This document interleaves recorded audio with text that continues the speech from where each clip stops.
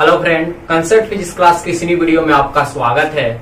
आज हम लोग न्यू चैप्टर स्टार्ट करने जा रहे हैं जो यूनिट 3 है, जिसे हम बोलते हैं विद्युत धारा का चुंबकीय प्रभाव, मैग्नेटिक इफेक्ट ऑफ करंट। जो न्यू चैप्टर है, आज हम लोग इसके बारे में क्या करेंगे, अध्ययन करेंगे। तो अभी तक इस चैनल को सब्सक्राइब नहीं किए हैं तो प्लीज सब्सक्राइब कर ले तथा बेल आइकन को दबा ले, ताकि हम जितने भी वीडियो बनाएं तुरंत आपके पास पहुंच जाए। तो आइए स्टार्ट करते हैं यूनिट 3, विद्युत धारा का चुंबकीय प्रभाव। देखिए, सबसे पहले इसमें पहला क्वेश्चन जो आएगा उसको हम बोलते हैं चुंबकीय क्षेत्र। ध्यान से समझेंगे, चुंबकीय क्षेत्र, और इसको बोला जाता है मैग्नेटिक फील्ड। मैग्नेटिक फील्ड, चुंबकीय क्षेत्र होता क्या है। देखिए, बैक वाले वीडियो में हम लोग विद्युतीय क्षेत्र का अध्ययन किए हैं, उसी तरह चुंबकीय क्षेत्र होता है। एक सिंपल सा डिफिनेशन है, वैसा क्षेत्र जहां हम चुंबक के प्रभावों का क्या करते हैं, अनुभव करते हैं, उसे हम बोलते हैं चुंबकीय क्षेत्र। यह एक सदिश राशि है और इसका एसआई मात्रक क्या होता है, टेस्ला होता है। सिंपल सा बात है, वैसा क्षेत्र जहां हम चुंबक के प्रभावों का अनुभव करते हैं, यानी लोहा या लोहे से बनी मिश्र धातुओं को लेकर जाएंगे तो वो अपनी ओर क्या कर लेगा, खींच लेगा, तो हम कहेंगे कि ये क्या है, मैग्नेटिक फील्ड है। यानी उसके एरिया के अंदर रहेगा तभी। जैसे हम बैक वाले वीडियो में पढ़े थे कि विद्युतीय क्षेत्र के अंदर अगर हम कोई पॉजिटिव चार्ज लेकर आते हैं या कोई निगेटिव चार्ज लेकर आते हैं तो उस पर इफेक्ट पड़ता है। उसी तरह मैग्नेटिक फील्ड के अंदर भी लोहा या लोहे से बने मिश्र धातुओं को लेकर आएंगे तो अपनी ओर क्या कर लेगा, खींच लेगा। यानी मैग्नेटिक फील्ड से बाहर रहेगा तो उस पर कोई इफेक्ट नहीं पड़ेगी। तो वैसा क्षेत्र जहां हम चुंबक के प्रभावों का अनुभव करते हैं उसे क्या कहते हैं, चुंबकीय क्षेत्र। इसके बाद आता है चुंबकीय बल रेखाएं, जिस प्रकार उसमें भी पढ़े थे विद्युतीय बल रेखाएं। तो चुंबकीय बल रेखाएं क्या है, तो चुंबकीय बल रेखाएं किसी बिंदु पर खींची गई एक स्पर्श रेखा होती है जो चुंबकीय क्षेत्र की दिशा को क्या करती है, बतलाती है। या दूसरे शब्द में हम कह सकते हैं कि चुंबक के बाहर उत्तरी ध्रुव से दक्षिणी ध्रुव तक और चुंबक के अंदर दक्षिणी ध्रुव से उत्तरी ध्रुव तक जो रेखाएं जाती है उसे हम क्या बोलते हैं, चुंबकीय बल रेखा। सिंपल सी बात है। तो सबसे पहले इन दोनों का हम लोग छोटी सी एक डिफिनेशन है, इसको लिख लेते हैं, तब जाकर हम अपने मेन टॉपिक पर आएंगे। कोई दिक्कत? तो आइए इसका डिफिनेशन लिख लेते हैं। चुंबकीय क्षेत्र का डिफिनेशन होता है, देखिए इसका डिफिनेशन हम लोग लिख लिए, वैसा क्षेत्र जहां हम चुंबक के प्रभाव का अध्ययन करते हैं उसे चुंबकीय क्षेत्र कहा जाता है। इसका एसआई मात्रक टेस्ला होता है तथा यह एक क्या है, सदिश राशि है। कोई दिक्कत? इसके बाद आता है चुंबकीय बल रेखाएं।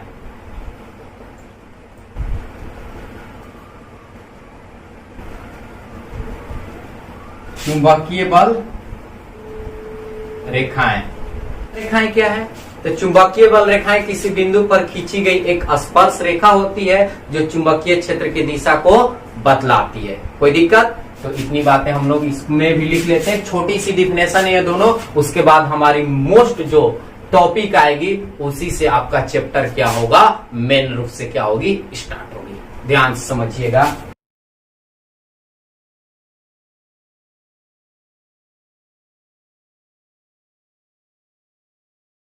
देखिए, चुंबकीय बल रेखाएं किसी बिंदु पर खींची गई वह स्पर्श रेखा होती है जो चुंबकीय क्षेत्र की दिशा को क्या करती है, बतलाती है।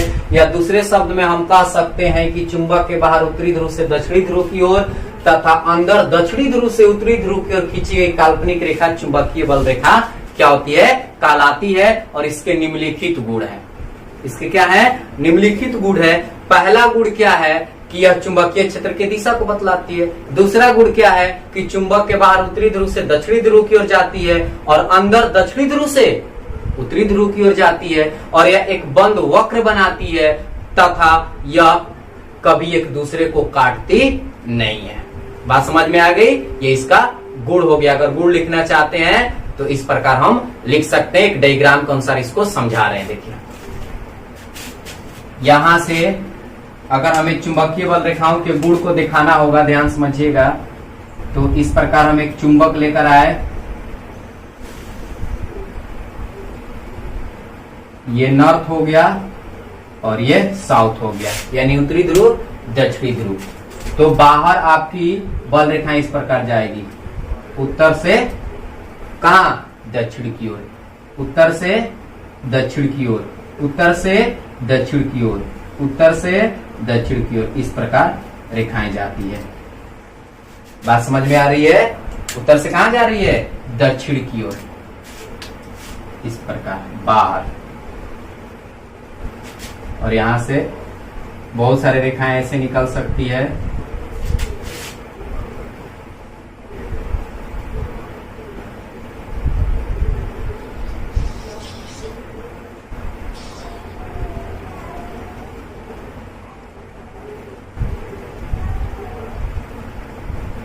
अब देखिए, और यहां से निकलेगा। पहला गुण हम क्या बताए थे कि यह चुंबकीय क्षेत्र की क्या करती है, दिशा को बदलाती है। दूसरा गुण क्या है कि इसमें जो रेखाएं होती है बाहर, चुंबक के बाहर देखिए, उत्तर से निकलकर दक्षिण की ओर जाता है, बाहर उत्तर से निकलकर दक्षिण की ओर जाता है, और अंदर जो होता है आपकी दक्षिण से कहां जाती है, उत्तर की ओर। अंदर की जब कहानी आएगी तो दक्षिण से कहां जाएगा, उत्तर की ओर। ये रेखाएं क्या बताता है कि इस प्रकार ये टर्म करके पुनः इसमें मिलेगी, ऐसे ऐसे ऐसे। बात समझ पा रहे हैं आप? इस तरह और बहुत सारे रेखाएं इसमें क्या होगी, नॉर्थ से जाकर साउथ पर क्या होगी, मिलेगी। बात समझ में आया? तीसरा इसका गुण है कि ये रेखाएं जो हैं कभी एक दूसरे को प्रतिच्छेद नहीं करती है। डायग्राम में देख लीजिए, कहीं भी एक दूसरे को ये काटा हुआ नहीं दिखाई देगा। अगर काटेगा तो आपकी जो दिशा है वो दो हो जाएगी। बात समझ में आ रही है? तो आपकी ये रेखाएं जो होती है कभी एक दूसरे को प्रतिच्छेद नहीं करती है और यह एक बंद वक्र बनाती है। देखिए आपके फिगर में दिखाई दे रहा होगा, ये एक बंद लूप बनाती है, एक बंद वक्र बनाती है। यही चुंबकीय बल रेखाएं की क्या है, गुण है। तो हमें समझ में आ गई कि चुंबकीय क्षेत्र क्या है, हमें समझ में आ गई कि चुंबकीय बल रेखाएं क्या है, जिसको हम लोग समझ लिए। अब हम अपने मेन टॉपिक पर आते हैं। तो इतनी बातें जो है आप स्क्रीनशॉट कर लीजिए, इसके बाद हम लोग मेन टॉपिक पर आते हैं। अब हमारा मेन टॉपिक जो है इस यूनिट का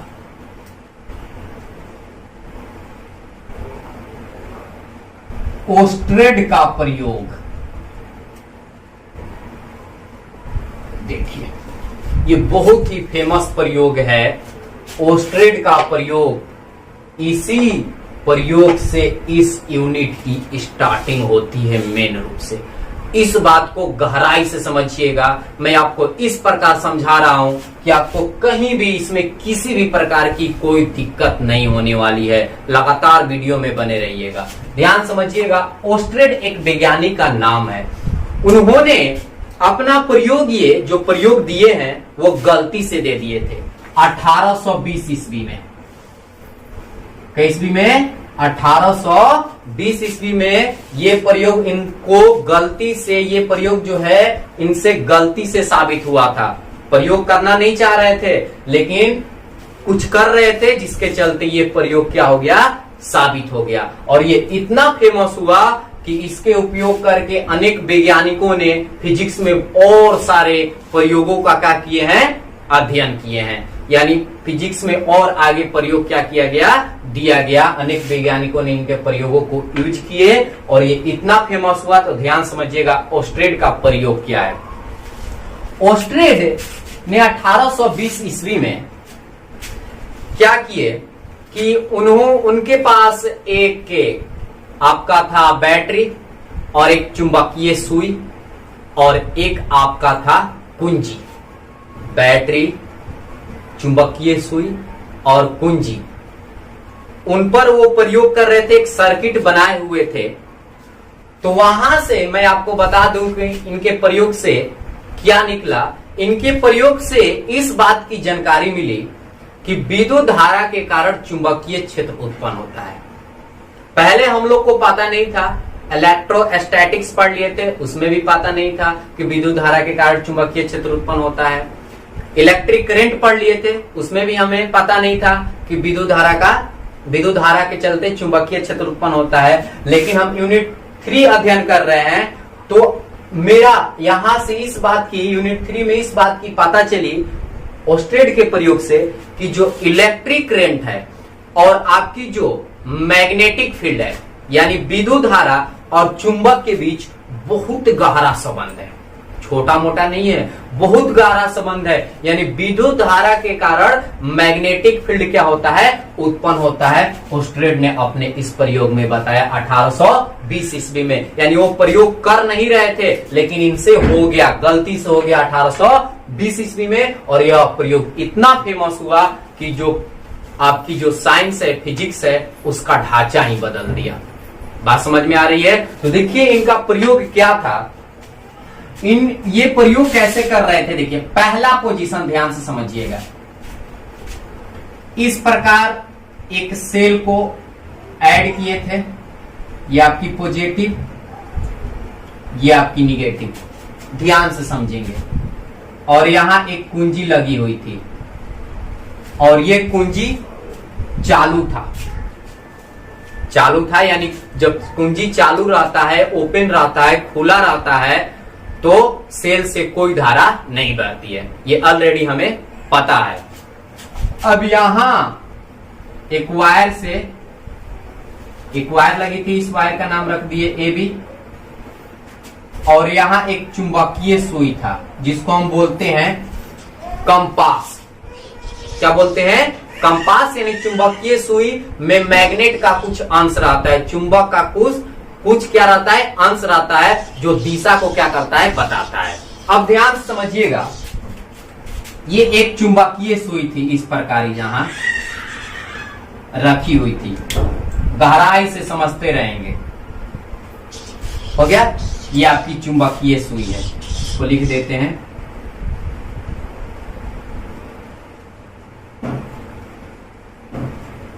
चुंबकीय सुई, पहला केस। दूसरा कंडीशन क्या लिए थे, ध्यान समझिएगा।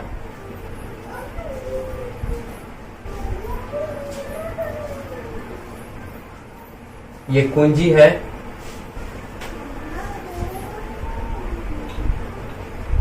इस कुंजी को यहां बंद कर दिए, तो इस सेल से करंट क्या होने लगा, फ्लो होने लगा। और ये आपकी चुंबकीय सुई जो है, अब इसमें क्या हो रहा है, ध्यान से समझेंगे। अब इस प्रकार चुंबकीय सुई हो जाता है, कोई दिक्कत? अभी आपको कुछ भी इसमें समझ में नहीं आ रहा होगा, तुरंत मैं आपको एक एक फिगर के बारे में समझा रहा हूं, थोड़ा सा वेट कीजिए। तीनों फिगर को बना लीजिए, 3 कहानी थी, इसमें तीनों फिगर को बना लीजिए, एक एक फिगर को हम तोड़ तोड़ कर बताएंगे कि क्या होता है, कोई दिक्कत? अब देखिए इसका तीसरा डायग्राम,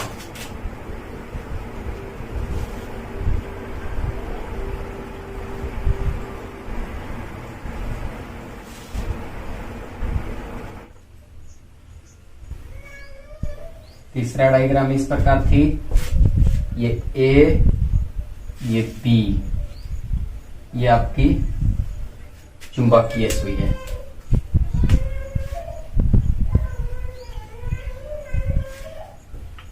ध्यान से समझेंगे। अब देखिए इसमें क्या हुआ, इन तीनों फिगर से क्या कहानी निकलती है।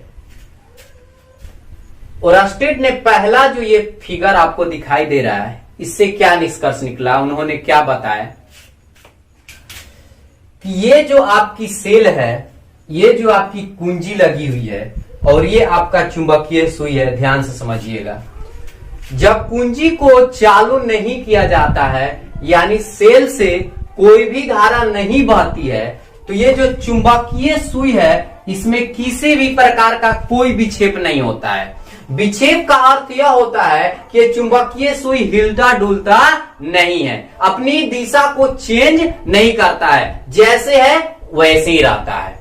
लेकिन दूसरा डायग्राम में क्या किए कि कुंजी को क्या कर दिए, बंद कर दिए। जब कुंजी को बंद कर दिए तो इस सेल से करंट क्या होने लगा, फ्लो होने लगा। तो जब करंट फ्लो हुआ तो उन्होंने देखा कि ये जो आपकी चुंबकीय सुई है इसमें विक्षेप उत्पन्न हो गया, यानी दिशा क्या हो गई, चेंज हो गई। देखिए यहां आपकी इस प्रकार दिखाई दे रहा है, यहां देखिए ऊपर चला गया, यानी इसमें विक्षेप उत्पन्न हो गया।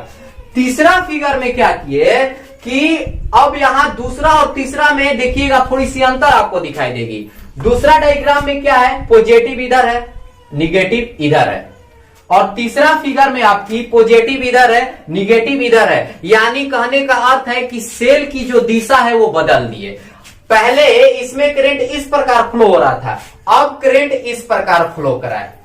जब इस प्रकार करंट फ्लो कराए तो देखें कि चुंबकीय सुई में विक्षेप उत्पन्न हुआ, लेकिन पहले के क्या हो गया, विपरीत हो गया। यानी चुंबकीय सुई की विक्षेप की दिशा भी क्या हो जाती है, बदल जाती है। जब सेल से जो धारा प्रवाहित हो रहा है उसकी दिशा बदल दी जाती है।